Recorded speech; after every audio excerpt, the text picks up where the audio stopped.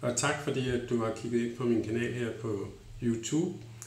Jeg hedder Lars Hauger, og jeg vil i dag fortælle lidt om min passion for kommunikation.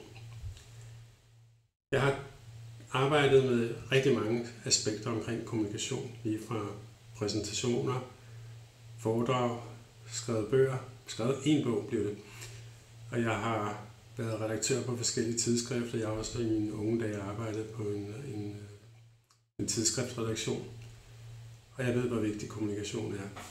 Det er så blevet rigtig svært at slå igennem i dag, synes jeg, fordi alle kan jo stort set det samme, og vi kan sætte os ned og skrive nogle ret gode artikler og begynde at kigge lidt ind i, hvordan jeg får solgt mine idéer gennem mundtlige præsentationer, video og andet materiale, som kan supplere alt det andet rigtig godt, og få folk til også at begynde at lytte. Jeg er blevet certificeret i medietræning. Den har givet mig konkrete værktøjer, jeg kan bruge i min dagligdag. Det er jo blandt andet også her, at jeg har arbejdet lidt med at lave de her videoer og lave de her introer omkring præsentationer. Og de ting, jeg tager med mig fra det her forløb, jeg har været igennem omkring medietræning, det er, at jeg har lært at stille mig op foran et kamera, og jeg øver mig hele tiden i at få gjort det bedre, sådan at jeg også er min egen største kritiker. Der er også en del af jer, der har sikkert fået nogle videoer fra mig hen ad vejen, hvor jeg har præsenteret et eller andet, eller sendt et eller andet til jer, som I har kigget på.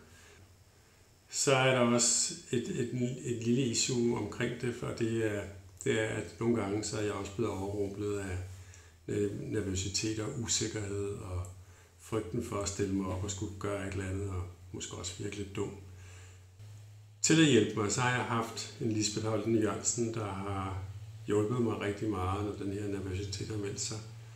Og jeg har fået en masse redskaber af Lisbeth til også at kunne gå ind og håndtere tingene, og også bare være mig selv. Det er også Lisbeth, der har skrevet den her bog om Vi alle sammen taler. Jeg kunne godt tænke mig at få din feedback på både mine artikler på LinkedIn, og jeg kunne også godt tænke mig at få din feedback på min præsentation her på YouTube.